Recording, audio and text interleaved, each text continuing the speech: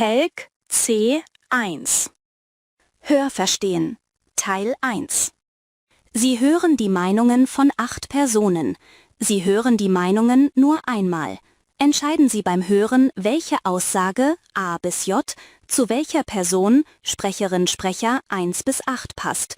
2 Aussagen passen nicht. Markieren Sie Ihre Lösungen für die Aufgaben 47 bis 54 auf dem Antwortbogen.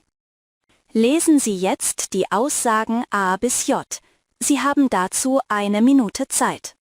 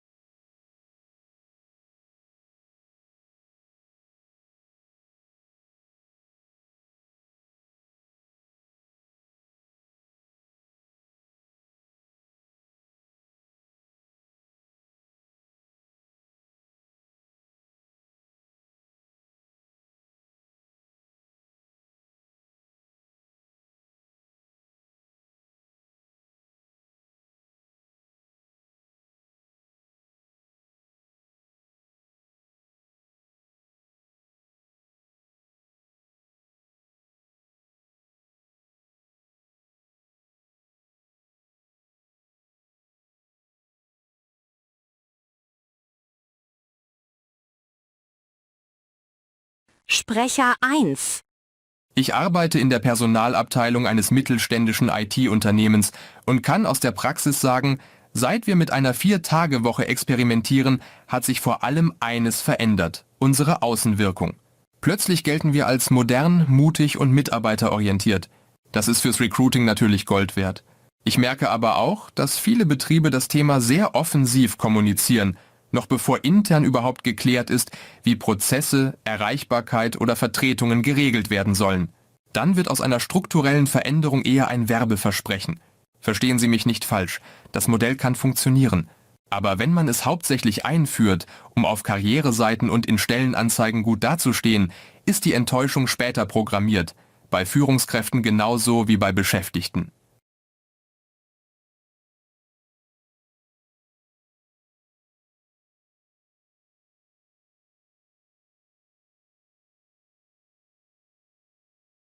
Sprecher 2. Ich leite einen ambulanten Pflegedienst mit knapp 40 Mitarbeitenden. In unserem Bereich klingt die 4-Tage-Woche auf dem Papier attraktiv. In der Realität ist sie aber extrem schwer umzusetzen. Pflegebedürftige Menschen brauchen Versorgung, auch freitags, auch am Wochenende, auch dann, wenn jemand frei hat. Wir können Leistungen nicht einfach verdichten, wie man das vielleicht in einem Büro macht. Wenn eine Kollegin statt 5 nur 4 Tage arbeitet, müssen die Touren dennoch gefahren werden. Das bedeutet, wir brauchen mehr Personal und das fehlt ohnehin schon. Natürlich versuchen wir flexible Lösungen, längere Schichten oder Wunschdienste. Aber die öffentliche Debatte tut manchmal so, als gäbe es ein einziges Modell für alle Branchen. Das wird Berufen mit Präsenzpflicht einfach nicht gerecht.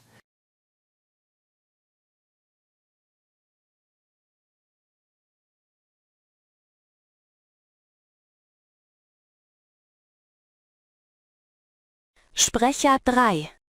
Ich bin Arbeitssoziologin und begleite seit 2 Jahren mehrere Unternehmen wissenschaftlich bei Pilotprojekten zur Arbeitszeitverkürzung.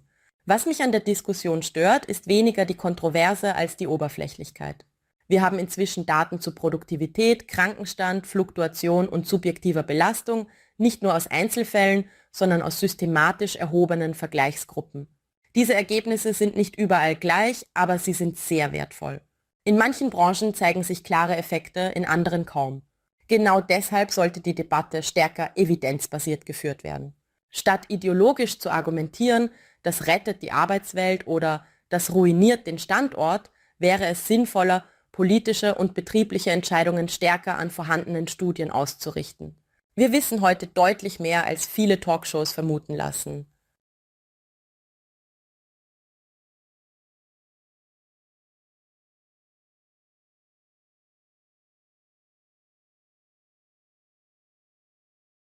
Sprecher 4. Als Unternehmensberater werde ich oft gerufen, wenn Betriebe sagen, wir wollen die 4-Tage-Woche, aber ohne Produktivitätsverlust. Meine erste Antwort ist dann meist enttäuschend einfach.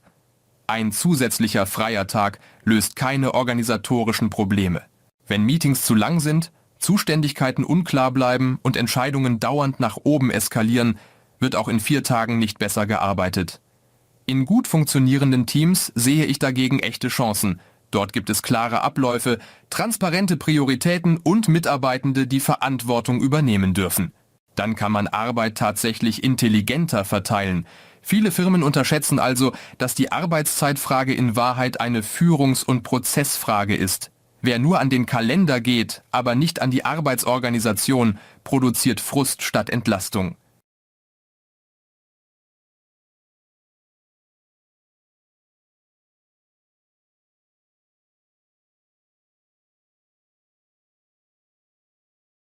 Sprecher 5. Ich komme aus der Umweltökonomie und mich wundert, wie selten über die ökologischen Effekte der 4-Tage-Woche gesprochen wird. Dabei sind sie durchaus relevant. Wenn Menschen an einem Tag weniger pendeln, sinken Verkehrsaufkommen, Emissionen und oft auch Energieverbrauch in Bürogebäuden. Zumindest dann, wenn Unternehmen nicht einfach 5 Tage lang voll beheizte und beleuchtete Flächen vorhalten. Natürlich ist das kein Automatismus, es hängt von Branche, Mobilitätsverhalten und Gebäudestruktur ab. Aber im Durchschnitt kann der Effekt beträchtlich sein. In der Debatte reden viele über Motivation und Produktivität, was legitim ist. Trotzdem finde ich, dass wir einen blinden Fleck haben. Arbeitszeitmodelle sind auch klimapolitisch interessant. Wer nur auf Personalkosten schaut, greift aus meiner Sicht zu kurz.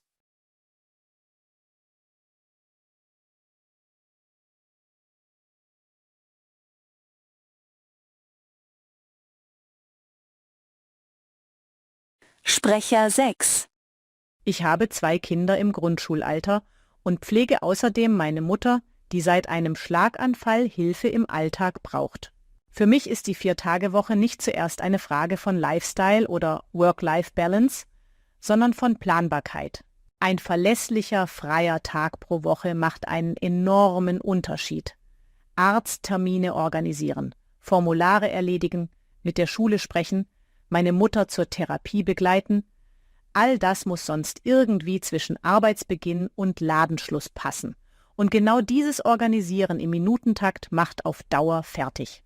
Viele Leute denken bei Arbeitszeitverkürzung sofort an Freizeit oder längere Wochenenden. Für Menschen mit Sorgearbeit bedeutet sie oft einfach weniger Dauerstress. Man gewinnt nicht unbedingt mehr freie Zeit, aber man kann den Alltag wieder etwas besser steuern.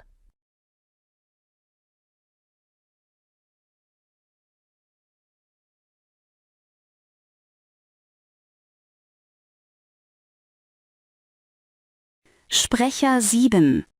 Ich bin selbstständig und arbeite projektbezogen, mal 10 Tage am Stück, dann wieder nur halbtags. Deswegen überzeugt mich die 4-Tage-Woche als allgemeines Leitbild nur begrenzt. Für manche passt sie hervorragend, keine Frage. Aber ich finde es problematisch, wenn sie als einzig sinnvolle Zukunft der Arbeit dargestellt wird. Für eine junge Person ohne Kinder kann ein anderes Modell ideal sein als für jemanden mit Pflegeverantwortung oder für Beschäftigte in Schichtarbeit.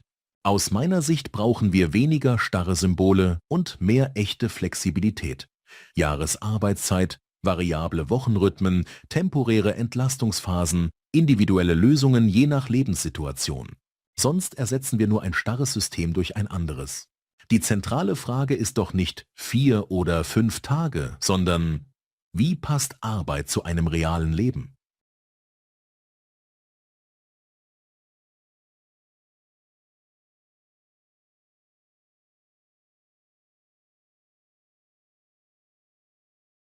Sprecher 8.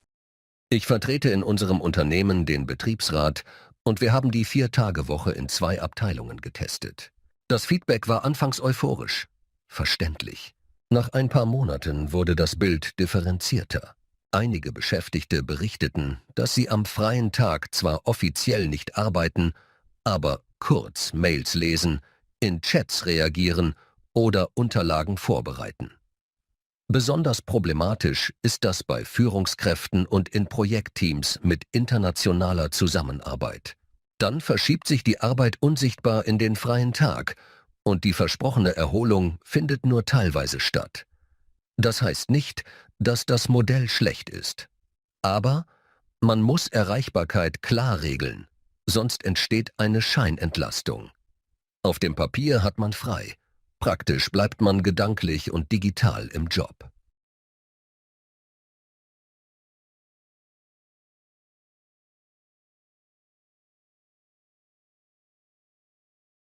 Hörverstehen Teil 2. Sie hören eine Radiosendung. Sie hören die Sendung nur einmal. Entscheiden Sie beim Hören, welche Aussage A, B oder C am besten passt. Markieren Sie Ihre Lösungen für die Aufgaben 55 bis 64 auf dem Antwortbogen. Lesen Sie jetzt die Aufgaben 55 bis 64. Sie haben dazu 3 Minuten Zeit.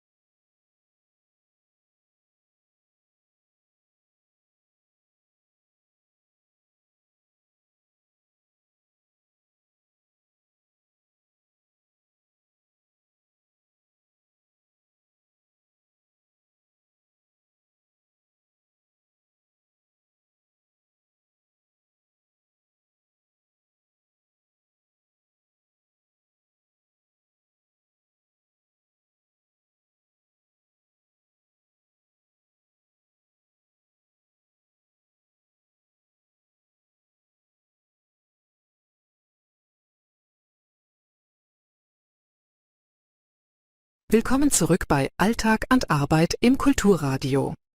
Heute sprechen wir über ein Berufsfeld, das viele romantisch finden, das in der Praxis aber offenbar vor allem aus Timing, Krisenmanagement und Diplomatie besteht. Hochzeitsplanung. Bei mir im Studio ist Laura Krüger seit über 10 Jahren als Hochzeitsplanerin tätig. Schön, dass Sie da sind. Danke für die Einladung. Frau Krüger, wenn man an Ihren Beruf denkt, sieht man sofort Bilder im Kopf. Headset, Klemmbrett, Funkgerät, hektische Anweisungen. Ist das realistisch? Eher nicht. Natürlich habe ich ein Team und natürlich kommunizieren wir per Funk, aber ich laufe nicht wie ein Flughafentower über die Feier. Ich versuche eher, für Gäste und vor allem fürs Brautpaar ansprechbar zu sein, ohne Unruhe auszustrahlen. Ein Headset trage ich nur in Ausnahmefällen. Meist erkennt man mich an meiner Kleidung. Ich trage fast immer denselben kobaltblauen Blazer und bequeme, aber elegante Schuhe. Das ist mein Markenzeichen geworden. Viele Gäste sprechen mich später darauf an. Ach, Sie sind die mit der blauen Jacke. Das ist mir lieber als ein Klemmbrett vor der Brust. Und wie ist das am Anfang eines Hochzeitstags? Die Leute sind aufgeregt, die Familie reist an, das Brautpaar schläft wahrscheinlich kaum. Sie wirken dann bestimmt völlig gelassen. Das wäre schön. Natürlich bin ich angespannt. Jede Feier ist anders. Jede Location hat ihre Eigenheiten. Und irgendetwas läuft fast immer anders als gedacht. Aber mein Job ist nicht, meine Nervosität zu zeigen. Ich versuche auch nicht geschniegelt, professionell zu wirken, sondern vor allem verlässlich. Das Brautpaar schaut in kritischen Momenten auf mein Gesicht. Wenn ich hektisch wirke, steigt deren Stress sofort mit. Deshalb achte ich sehr auf Körpersprache, ruhig stehen, Blickkontakt halten, nicht hektisch zwischen Leuten hin und her laufen. Das signalisiert, es gibt einen Plan und jemand hat den Überblick. Scannen Sie beim Vorgespräch schon, wer schwierig werden könnte? Also, der Onkel, der alles besser weiß, die Mutter, die alles kontrollieren will? Ich versuche, solche Schubladen zu vermeiden. Man liegt erstaunlich oft daneben. Manche Menschen wirken beim Kennenlernen dominant und sind am Tag der Feier die hilfreichsten Personen überhaupt. Andere sind anfangs freundlich und unauffällig und kippen in Stresssituationen komplett. Schwierig wird es oft nicht am Anfang, sondern dann, wenn Zeitdruck entsteht. Wenn der Fotograf verspätet ist, wenn ein Taxi fehlt, wenn es plötzlich regnet oder die Torte später kommt. Dann zeigen sich Rollenbilder und Konflikte in Familien ziemlich schnell. Haben Sie ein Beispiel für so eine Situation? Klar, vor 2 Jahren hatten wir eine freie Trauung im Freien. Alles wunderschön geplant, bis 20 Minuten vorher ein Gewitter kam. Das Zelt stand zwar, aber der Boden war noch nicht vorbereitet und die Musiker diskutierten, ob ihre Technik raus kann.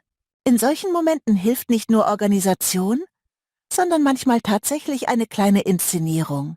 Ich meine damit nicht Lügen, sondern Haltung. Ich bin dann bewusst sehr ruhig zum Brautpaar gegangen und habe gesagt, wir stellen jetzt Plan B um.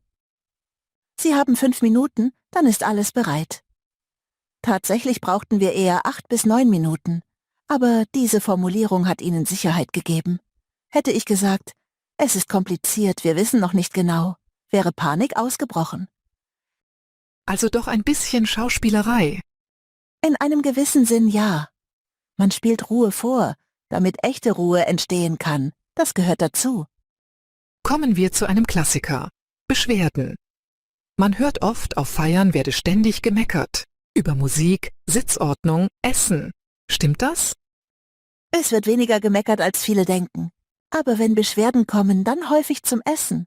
Und oft ist das sogar verständlich. Nicht unbedingt, weil der Caterer schlecht kocht. Das Problem ist eher der Ablauf. Wenn sich zum Beispiel Gratulationen, Fotos und Reden ziehen, dann sitzen Gäste irgendwann seit Stunden in festlicher Kleidung herum, haben vielleicht nur ein Glas Sekt und ein paar Häppchen bekommen und werden ungeduldig. Dann ist die Lasagne nicht zu kalt, weil sie objektiv schlecht ist, sondern weil alle längst hungrig sind. Essen wird dann zum Ventil für Frust über Wartezeit. Sehr interessant. Also mehr Timing-Problem als Küchenproblem. Genau. Gute Planung ist auch Hungermanagement. Es gibt noch ein anderes Klischee. Deutsche Paare planen angeblich für alle Eventualitäten, bis hin zum Ersatzknopf und zum dritten Plan B. Ist da was dran? Oh ja, definitiv. Und ehrlich gesagt bin ich darüber oft ganz froh. Manche Paare kommen mit Listen, bei denen ich zuerst innerlich die Augen verdrehe. Und am Hochzeitstag bin ich dankbar. Ich selbst habe ohnehin immer ein Notfallset dabei. Nähzeug, Sicherheitsnadeln, Blasenpflaster, Fleckenstift, Ladegeräte, doppelseitiges Klebeband, Taschentücher, Schmerztabletten, Haarspray, Ersatzstrumpfhosen, sogar Manschettenknöpfe hatte ich schon im Koffer. Einmal hat tatsächlich der Trauzeuge gefragt, ob jemand einen kleinen Schraubendreher hat. Hatte ich. In dem Punkt bestätigen sich die Klischees schon regelmäßig. Und wie ist das mit dem Bedürfnis nach Kontrolle? Wollen Paare wirklich alles genau wissen? Die meisten ja. Viele möchten schon Wochen vorher minutengenau wissen, wann welcher Programmpunkt beginnt. Wann fährt wer los? Wann kommen die Blumen? Wann startet die Musik? Wann wird serviert? Wann wird getanzt? Das heißt nicht, dass sie unflexibel sind. Wenn etwas später wird und man es erklärt, können viele gut damit umgehen. Aber spontane Lücken machen Menschen nervös. Eine Hochzeit ist für die meisten kein Alltag, sondern ein einmaliges Ereignis. Deshalb entsteht das Bedürfnis, möglichst viele Unsicherheiten durch Planung zu reduzieren. Ich frage jetzt aus persönlichem Interesse. Duzt man sich in Ihrem Beruf schnell? Viele Dienstleister machen das ja, um Nähe aufzubauen. Das ist ein sensibles Thema. Ich duze manche Paare irgendwann, aber nicht automatisch und nicht zu früh. Ein zu frühes Du kann zwar Vertrautheit schaffen, aber es verwischt auch Grenzen. Dann wird aus einer professionellen Zusammenarbeit schnell eine Art emotionale Dauerverfügbarkeit. Nachrichten spät abends, sehr persönliche Erwartungen, manchmal auch die Vorstellung, man sei Teil der Familie. Für manche Projekte ist ein etwas formellerer Ton hilfreicher, gerade wenn viele Angehörige involviert sind und es Konflikte gibt. Apropos Angehörige, wie gehen Sie mit den berühmten Besserwissern um? Also Menschen, die ständig sagen, bei meiner Tochter haben wir das ganz anders gemacht. Ich bleibe möglichst ruhig und verweise auf das, was vereinbart wurde. Wir arbeiten mit Ablaufplänen, Freigaben und Ansprechpartnern. Wenn dann jemand kurz vor Beginn plötzlich die Sitzordnung ändern oder eine zusätzliche Rede einschieben will, sage ich nicht, nein, das geht nicht, sondern eher, wir haben mit dem Brautpaar diesen Ablauf abgestimmt. Und wenn wir das jetzt ändern, verschiebt sich X und Y. Sachlich bleiben hilft enorm. Viele ziehen sich zurück, sobald sie merken, dass Entscheidungen nicht aus dem Bauch, sondern auf Grundlage von Absprachen getroffen werden. Bekommen Sie für all das eigentlich Trinkgeld oder eher Dankeskarten und Schokolade? Beides. Manche Paare schenken gar nichts extra. Manche schreiben eine lange Nachricht, manche geben einen Umschlag. Das ist sehr unterschiedlich und auch nicht entscheidend für mich. Wenn wir Geld bekommen, landet es aber nicht einfach bei mir. Eine Hochzeit funktioniert nur im Team. Assistenz, Auf- und Abbau, Koordination, manchmal zusätzliche Betreuung vor Ort. Ich teile solche Extras deshalb mit den Leuten, die mitgearbeitet haben. Das ist für mich selbstverständlich. Das klingt fair. Letzte Frage. Was ist die wichtigste Eigenschaft in Ihrem Beruf? Organisation, Kreativität oder Menschenkenntnis? Wenn ich mich entscheiden muss. Nervenstärke mit Empathie. Nur organisieren reicht nicht. Menschen sind an dem Tag oft emotionaler als sonst und man muss gleichzeitig strukturiert und zugewandt sein. Das ist die eigentliche Kunst. Laura Krüger, vielen Dank für das Gespräch. Sehr gern. Hörverstehen, Teil 3. Sie hören einen Vortrag. Sie hören den Vortrag nur einmal. Sie haben Handzettel mit den Folien der Präsentation erhalten. Schreiben Sie die fehlenden Informationen stichwortartig in die freien Zeilen 65 bis 74 in der rechten Spalte. Die Lösung 0 ist ein Beispiel. Lesen Sie jetzt die Stichworte. Sie haben dazu 1 Minute Zeit.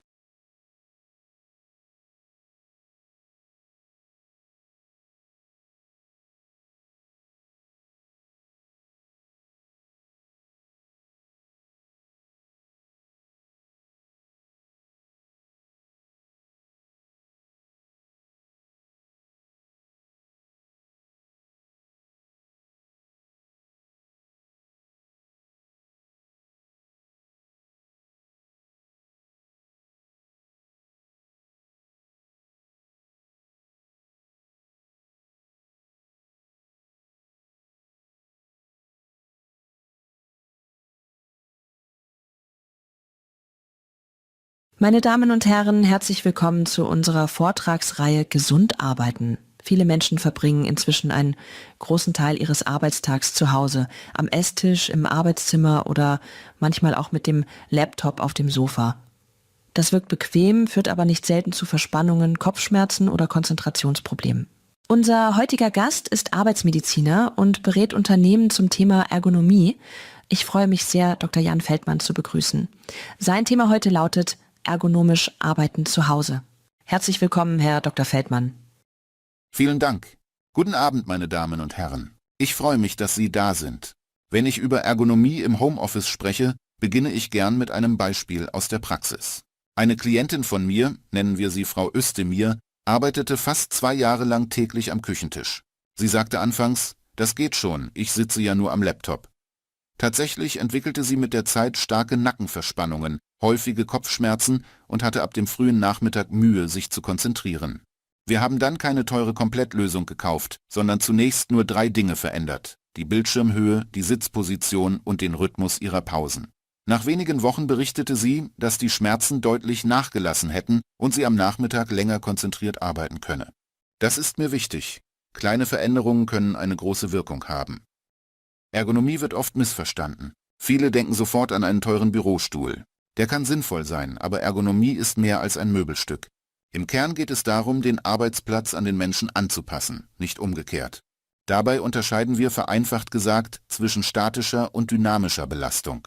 Statische Belastung heißt, der Körper bleibt lange in einer Position, Muskeln halten dauerhaft Spannung, ohne wirklich zu arbeiten. Dynamische Belastung heißt, es gibt Bewegung, Gewichtsverlagerung, kleine Wechsel. Unser Körper ist für Bewegung gemacht, nicht für stundenlanges Verharren. Selbst eine bequeme Haltung wird problematisch, wenn sie zu lange unverändert bleibt. Deshalb komme ich gleich zu einer häufigen Frage. Ist Arbeiten am Küchentisch wirklich so schlimm? Meine Antwort lautet, nicht grundsätzlich, aber dauerhaft meist ungünstig. Der Hauptgrund ist nicht der Tisch an sich, sondern das Zusammenspiel von Tischhöhe, Stuhlhöhe und Blickrichtung. Küchentische sind zum Essen gemacht, nicht zum Arbeiten über mehrere Stunden. Oft sitzt man zu tief oder zu hoch, zieht unbewusst die Schultern hoch oder knickt die Handgelenke ab. Gleichzeitig steht der Laptop-Bildschirm zu niedrig, sodass der Blick permanent nach unten gerichtet ist. Das belastet Nacken und oberen Rücken enorm. Für eine Stunde ist das meist kein Drama. Wer aber täglich so arbeitet, zahlt irgendwann einen Preis. Die gute Nachricht: Man braucht nicht sofort eine vollständige Büroausstattung. Es gibt praktikable Zwischenlösungen. Sie können zum Beispiel einen Laptop-Ständer verwenden oder notfalls stabile Bücher, damit der Bildschirm höher kommt. Wichtig ist dann allerdings eine externe Tastatur und möglichst auch eine Maus, sonst verlagern Sie das Problem nur. Es gibt außerdem höhenverstellbare Aufsätze für bestehende Tische, die deutlich günstiger sind als ein kompletter Schreibtisch. Und manchmal lässt sich mit einer simplen Veränderung viel gewinnen. Ein anderer Stuhl, ein Sitzkissen, eine Fußstütze oder das bewusste Wechseln zwischen 2 Arbeitsplätzen innerhalb der Wohnung. Wenn wir den Arbeitsplatz passend einrichten wollen, müssen wir mehrere Faktoren berücksichtigen. Viele fragen mich, wie hoch soll mein Tisch sein? Wie hoch der Bildschirm? Darauf gibt es keine einzige Zahl für alle. Es hängt von der Körpergröße ab, von der Art der Tätigkeit und auch davon, wie lange jemand am Stück arbeitet. Wer hauptsächlich liest und schreibt, hat andere Anforderungen als jemand, der ständig in Videokonferenzen ist oder mit mehreren Monitoren arbeitet. Auch die Sehleistung spielt eine Rolle. Manche Menschen beugen sich nach vorn, weil sie die Schrift zu klein eingestellt haben, nicht weil der Stuhl falsch ist. Ergonomie beginnt also erstaunlich oft bei Dingen wie Schriftgröße, Bildschirmabstand und Arbeitsaufgabe. Ein Punkt, der in vielen Ratgebern fehlt, sind Gewohnheiten und Persönlichkeit. Menschen arbeiten sehr unterschiedlich. Ich habe zum Beispiel viele Klientinnen und Klienten, die sehr perfektionistisch sind. Diese Menschen neigen dazu, Pausen zu verschieben. Ich mache nur noch schnell diese eine Tabelle fertig oder die Mail beantworte ich noch. Aus einer verschobenen Pause werden dann schnell 90 Minuten. Andere brauchen eher Struktur von außen, weil sie sich sonst zu oft ablenken lassen. Ein ergonomischer Arbeitsplatz nützt wenig, wenn das Verhalten nicht dazu passt. Deshalb frage ich in Beratungen immer, wie arbeiten Sie tatsächlich, nicht wie würden Sie gern arbeiten. Damit sind wir bei einem Schlüsselbegriff, Mikrobewegungen. Damit meine ich ganz kleine Bewegungen im Alltag. Aufstehen, Gewicht verlagern, Arme strecken, kurz gehen, Schultern lösen, bewusst die Sitzposition ändern. Das klingt banal, ist aber physiologisch hochrelevant. Solche Mikrobewegungen verbessern die Durchblutung, entlasten bestimmte Muskelgruppen und reduzieren das Risiko, dass sich Verspannungen festsetzen. Viele Menschen warten mit Bewegung bis zur Mittagspause oder bis zum Feierabendspaziergang. Das ist natürlich gut, aber für den Rücken reicht es oft nicht. Entscheidend ist die Bewegung während des Arbeitens. Wie bringt man mehr Bewegung in den Tag, ohne dass die Arbeit leidet? Meine Empfehlung: in Routinen denken, nicht in großen Fitnessplänen. Telefonate kann man häufig im Stehen führen. Kurze interne Besprechungen müssen nicht immer sitzend stattfinden. Manche stellen sich für 10 Minuten an einen erhöhten Platz, nur um E-Mails zu sortieren oder Aufgaben zu priorisieren. Auch Übergänge zwischen Aufgaben sind ein guter Moment. Dokument speichern, aufstehen, einmal durchs Zimmer gehen, Wasser holen, weiterschreiben. Das kostet kaum Zeit, verändert aber den körperlichen Rhythmus deutlich. Wer Bewegung nur als zusätzliche Aufgabe versteht, macht sie selten. Wer sie in Arbeitsabläufe einbaut, bleibt eher dran. Ein weiterer Faktor, der oft unterschätzt wird, ist das Umfeld, vor allem Licht und Klang. Viele denken bei Ergonomie nur an Tisch und Stuhl, dabei beeinflussen Lichtverhältnisse und akustische Reize die Konzentration ganz erheblich. Beim Licht empfehle ich, wenn möglich, Tageslicht von der Seite zu nutzen, also nicht direkt hinter oder vor dem Bildschirm zu sitzen. Zusätzlich helfen differenzierte Lichtquellen, eine gute Arbeitsplatzleuchte plus eher weiches Raumlicht. So vermeiden Sie harte Kontraste und Ermüdung. Akustisch ist das Homeoffice ebenfalls tückisch. Manche Wohnungen hallen stark, andere sind durch Straße oder Nachbarn laut. Schon kleine Maßnahmen wie Vorhänge, Teppiche oder ein sinnvoll platzierter Schrank können den Raum akustisch beruhigen und damit konzentriertes Arbeiten erleichtern. In den letzten Jahren sehe ich übrigens einen interessanten Trend. Viele Menschen richten sich eine fototaugliche Homeoffice-Ecke ein, minimalistisch, stilvoll, oft sehr hell, mit Designerstuhl und schönem Hintergrund für Videokonferenzen. Das kann gut aussehen, ist aber nicht automatisch ergonomisch. Häufig sind diese Plätze akustisch hart, weil fast nur glatte Flächen vorhanden sind, und funktional schlecht, weil dort kaum Arbeitsmaterial Platz hat. Dann wird der Laptop zwar hübsch präsentiert, aber nach 2 Stunden beginnt der Rücken zu melden, dass etwas nicht stimmt. Ein guter Arbeitsplatz darf schön sein. Er sollte nur nicht ausschließlich für die Kamera gestaltet werden. Mein Fazit lautet deshalb: Ergonomie im Homeoffice ist keine Luxusfrage. Es geht nicht darum, sofort die perfekte Ausstattung zu kaufen. Es geht darum, Belastungen zu verstehen und schrittweise zu reduzieren, durch passende Höhe, sinnvolle Hilfsmittel, Bewegung im Arbeitsalltag und ein Umfeld, das Konzentration unterstützt. Wer das beherzigt, arbeitet nicht nur gesünder, sondern oft auch klarer und effizienter. Ich danke Ihnen für Ihre Aufmerksamkeit und beantworte jetzt gern Ihre Fragen. Vielen Dank, Herr Dr. Feldmann, für diesen sehr praxisnahen Vortrag.